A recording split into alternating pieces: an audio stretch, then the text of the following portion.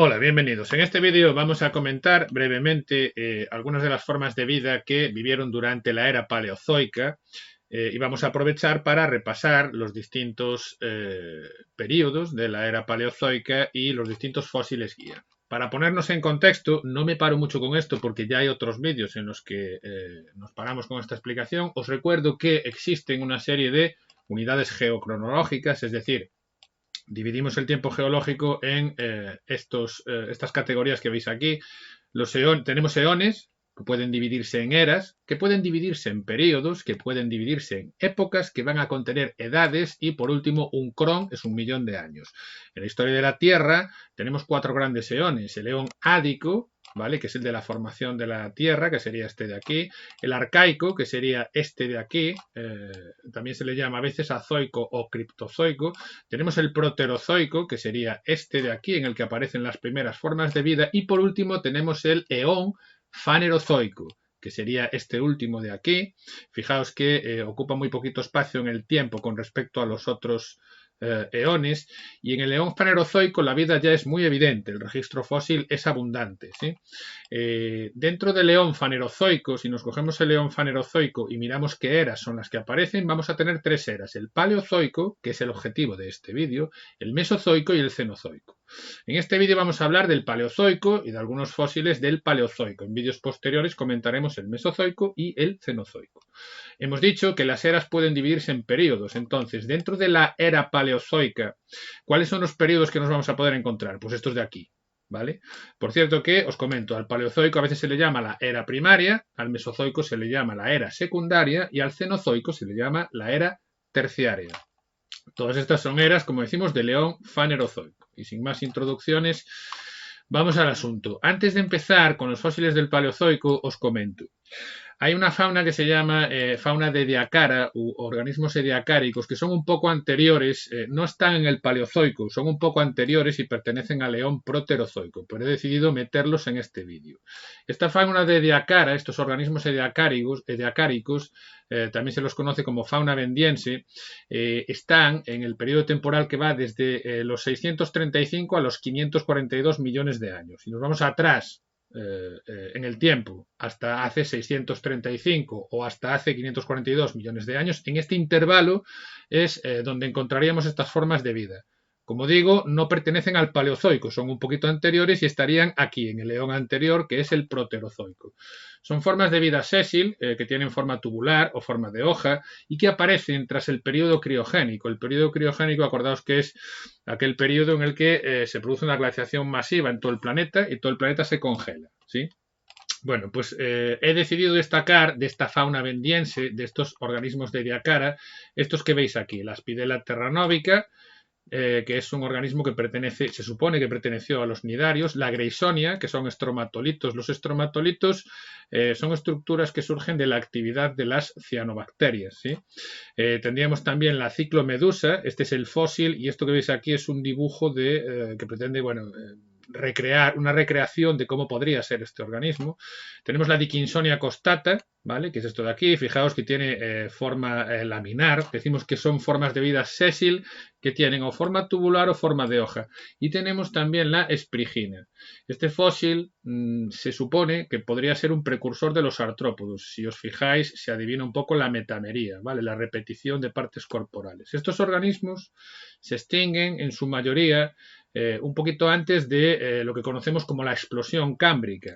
Esto de la explosión cámbrica a veces lleva a errores, porque cuando hablamos de las eras geológicas y del tiempo geológico y de fósiles y demás, es inevitable hablar de extinciones. Ya hemos hablado en otro vídeo de extinciones, y las causas de las extinciones suelen ser erupciones volcánicas, impactos de meteoritos y demás. Cuando hablamos de explosión cámbrica no nos estamos refiriendo a ninguna explosión. No explota nada.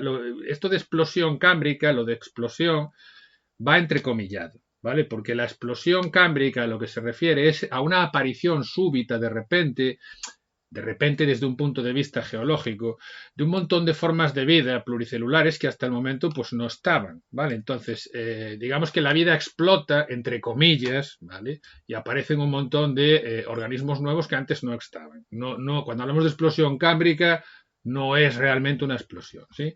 Sería más adecuado y llevaría menos a confusión hablar de la radiación evolutiva del Cámbrico. Pero bueno, se utiliza esta expresión de explosión cámbrica. La explosión cámbrica supone un aumento muy grande de la biodiversidad y un aumento de la complejidad en los ecosistemas bentónicos. Los ecosistemas bentónicos son los del fondo de los océanos. Se han encontrado fósiles correspondientes a la explosión cámbrica en todas las partes del globo, ¿vale? Desde Australia, Inglaterra, Namibia, Rusia, Canadá, etc.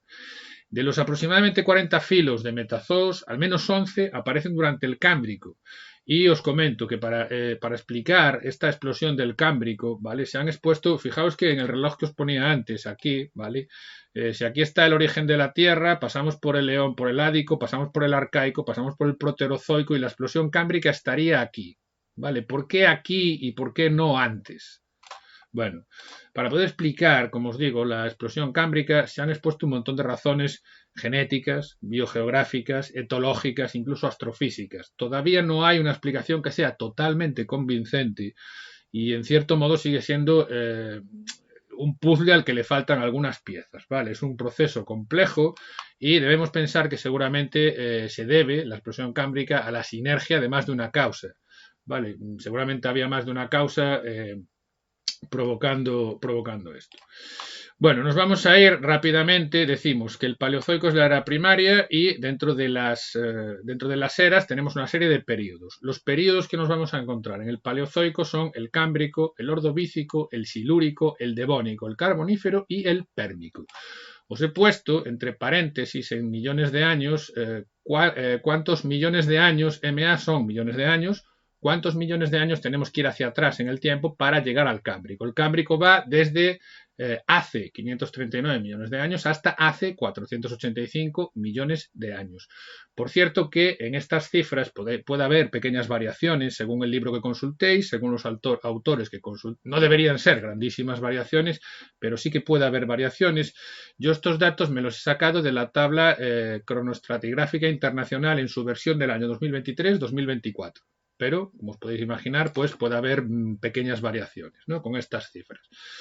Bueno, pues si nos vamos al periodo cámbrico, que es el primer periodo de la era primaria del Paleozoico, podemos destacar como fósiles importantes este de aquí, el Metasprigina walcotti, que se publicó en la revista Nature en 2014, que se supone que es un vertebrado basal, un antepasado basal de todos los vertebrados, ¿vale? Que vive hace aproximadamente unos 505 millones de años. Este es el fósil. Y esto que veis aquí es un dibujo que recrea cómo podría ser este organismo fósil que vemos abajo. Esto es una foto real, esto es un dibujo, ¿sí? Vamos a encontrar como fósiles guía los trilobites y los arqueociátidos. ¿Qué es un fósil guía?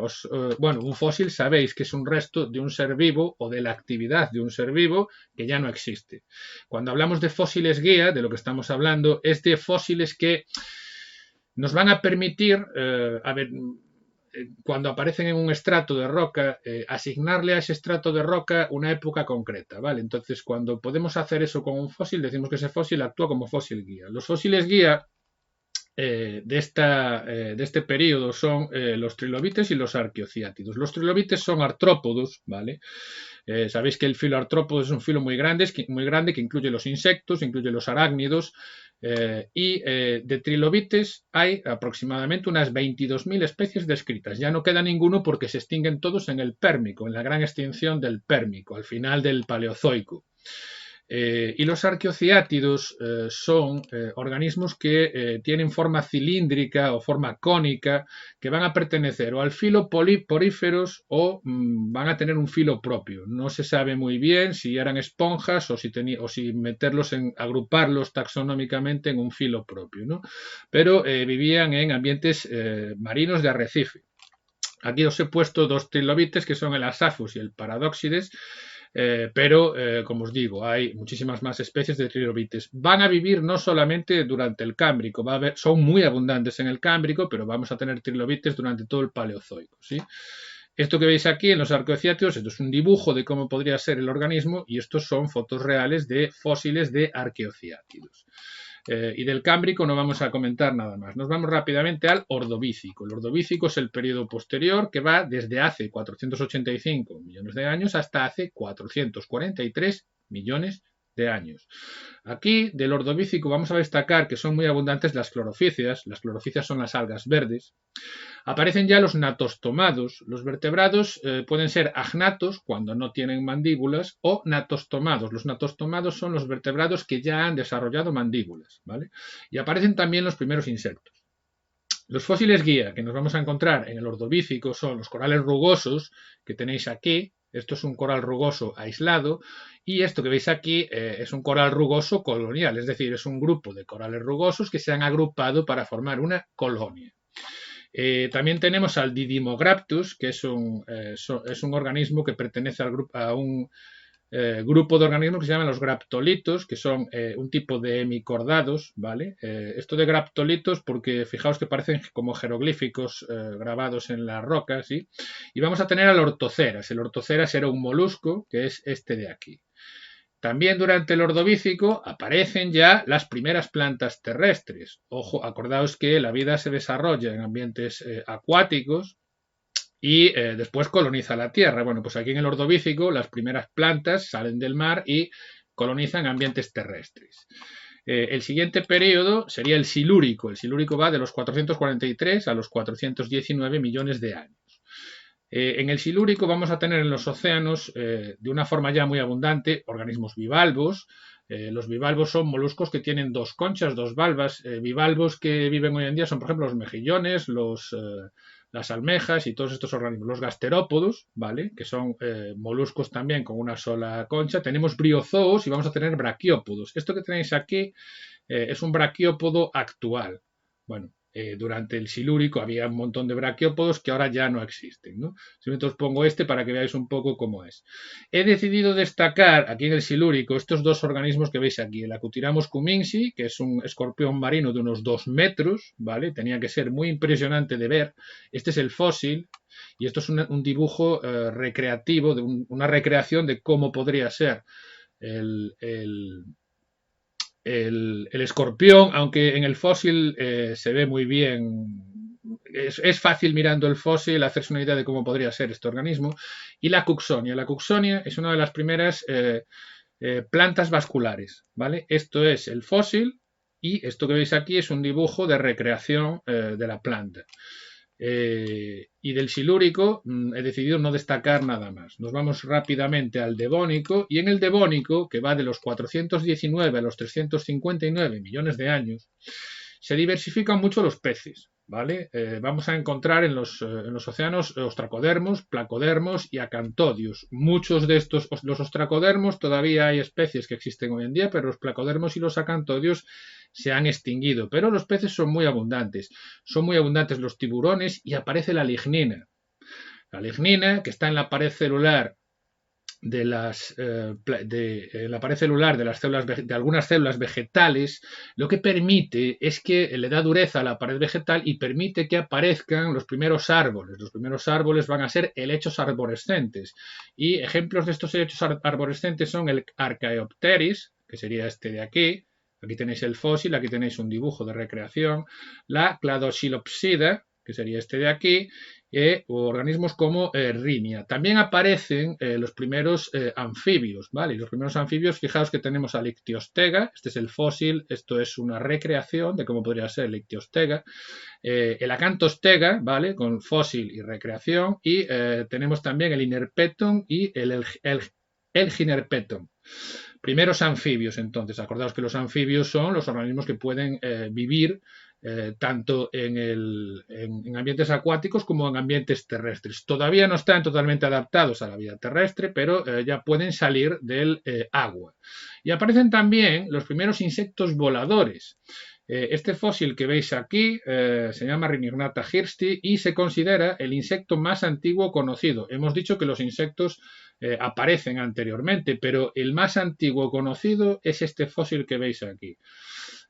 Algún estudio reciente con respecto a este organismo indica que podría no ser un insecto y que podría tratarse de un miriápodo. Bueno, esto, como podéis imaginar, pues hay mucha discusión en algunos fósiles para tratar de adscribirlos a un grupo u otro. De momento, Se considera el insecto más antiguo conocido, pero está en estudio que pudiese ser tal vez algún miriápodo. Nos vamos al bueno, fósiles guía. Los fósiles guía del Devónico, vamos a destacar el Paraspirifer, que es este organismo que veis aquí, que es un braquiópodo, y la calceola, que es un coral rugoso, que veis aquí, que tiene forma como de zapatilla, ¿sí?